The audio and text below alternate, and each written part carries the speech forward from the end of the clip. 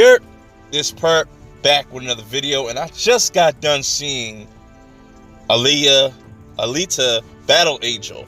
And I gotta say, for me, I know absolutely jack shit about Alita. I did watch like this little video that this took like 20 something years to pretty much be made. It's a project by James Cameron, but directed by Robert Rodriguez.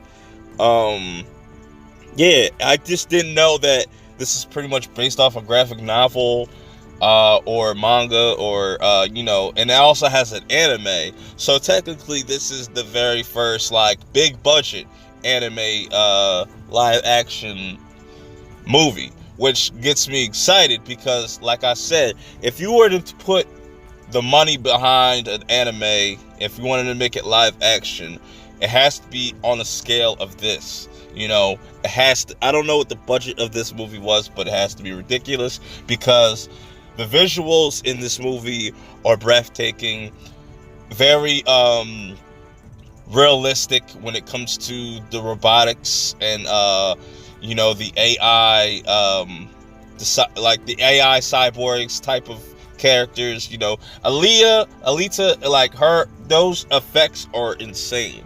Like, I love him. It's very but pretty much in a nutshell, this whole movie is talking about transhumanism. If you want to know what transhumanism is, go research, do your own research on that. And because I could be here for hours explaining transhumanism, but anyways, back to the review. Very Pinocchio-esque like story, how it starts. Like the doctor, I'm drawing a blank on the doctor's name, but it's Christoph Waltz character, finds Alita's like leftover parts, parts for Alita in this scrapyard, just how like the trailer depicted. And I won't go into like the whole backstory, why he's in this junkyard, because that's kind of like a spoiler, so I want you guys to go see that for yourself. But I really like, Christopher Waltz's character, how he's like this bounty hunter kind of character, and he is really he really loves his work, and there's some things going on. There's a lot of symbolism in this. There's a lot of heaven and hell type of symbolism, like Elysium. Elysium is a good example. I could explain how this story is pretty much in a nutshell without kind of spoiling it, because there are twists and turns that are pretty cool for the most part.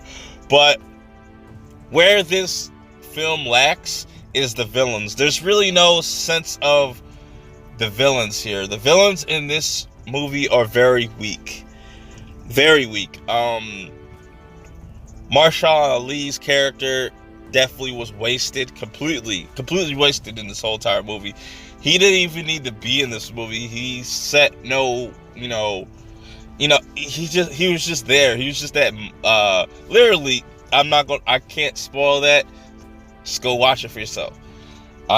Jennifer Connelly's character is another one that's kind of useless, to an extent. She is useful in one scene, but other than that, she was kind of useless and could have, not been shown. You got all these really dope top tier actors, and you don't utilize them in any type of way. I didn't really like how that played out, but that aside, I know there's definitely going to probably be sequels to this if it makes its money. I am really interested. The sequel's got to be interesting because a lot of the issues I have with this film, I want them to fix in the next film. It's very paced like an anime. Like it's a 2.5 hour movie, but it feels like it was literally an hour and some change. The action is incredible, very fast paced, very clean. Like I said, the effects in this are really dope. Story is the story is okay. It's very very hit or miss sometimes, but I like the world that they're setting up for this film. I really want to see a sequel. I want to see if they can improve on certain aspects. Maybe I have to go check out the anime or read the book myself or look into that to see how it compares to this. But me, I had fun with this movie, and I think it's a great way to kick off the blockbuster season. This is all I have to say. This is Perp, and I'm out. I'll check y'all out later. Peace.